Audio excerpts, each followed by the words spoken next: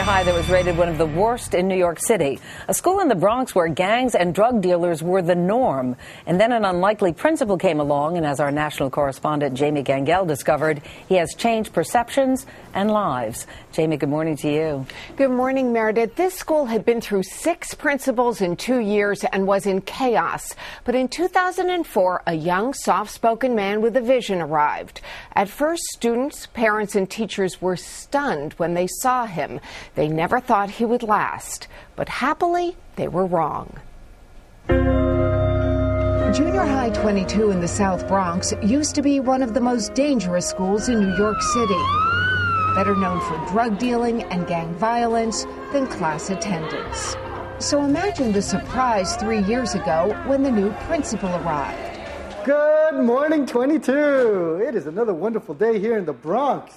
39-year-old Shimon Waronker, a Hasidic Jew from the Chabad Lubavitcher sect. What was your impression of the school? Jamie, it was a little difficult. Oh. When I walked in, there was a student being arrested by the police for assault, and the police officer was calling for backup. It was violent? Very violent. Why'd you want to work here? I don't know whether I wanted to work here. Were you scared? Yes. With good reason. It was his very first job running a school.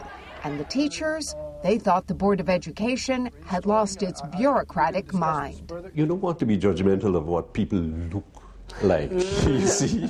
But I was curious, right? And I thought, whoops, now who made that mistake?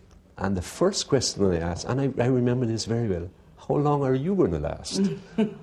No one thought he was going to stay. No. Waronker certainly looked different, and the South Bronx was a long way from his home in the Crown Heights section of Brooklyn. But the father of 6 surprised the skeptics. It turned out he had a secret weapon. His first parent meeting was standing room only.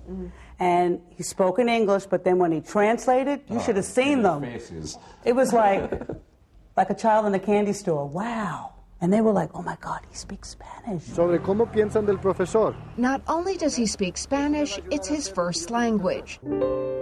Raised in South America, his family moved to Maryland when he was just 11. And Shimon didn't speak a word of English. I think I see myself in the children here. Some of them have recently arrived, and they share the same fears and concerns that I had.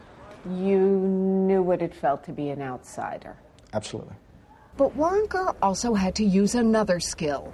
A former Army officer, he had studied tactical intelligence and needed it to stop the violence. I saw this as a textbook counterinsurgency. You had to take back the hallways. Correct. Then came discipline, Take off your hoods, please. school uniforms, and innovative programs. Leçon sur les hiéroglyphes. Most important, Shimon Waronker opened up a world of possibility. I think we need to understand what the purpose of education is. Are we trying to produce just people who can read and write and do arithmetic, or are we trying to produce good citizens for our republic? And that's the heart of it. No hairstyle. Very nice. You look very handsome. Student pride is evident. The school just got a report card. You got an A. A plus. A plus. How has he changed it? Everything, too bad to good. But Mr. Waronker, he takes the time to know all his kids and even talk to them too. What do you want to be when you grow up? A lawyer, either a doctor or lawyer. Maybe a baseball player? Why not a baseball player? And veteran teachers say they've never seen anything like it. It's been a transformation. It's safe, it's beautiful, the staff is happy, everybody has a smile on their face. What's the secret to his success? He had a vision. He saw through the darkness that there's light. And he knew how to do it. Sometimes I don't even believe it.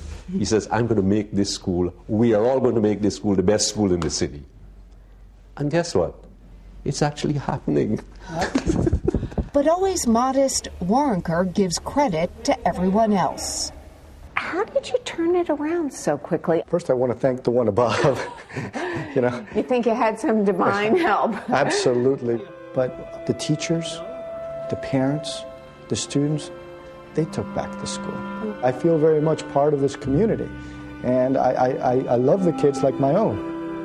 And the kids know that too. And he does, Meredith. There are so many lessons here, but it shows when someone believes in a place, it can turn around so quickly. And this was his first job as a principal. Such an inspiration, Jamie Gangel. Sure. Thank you so much.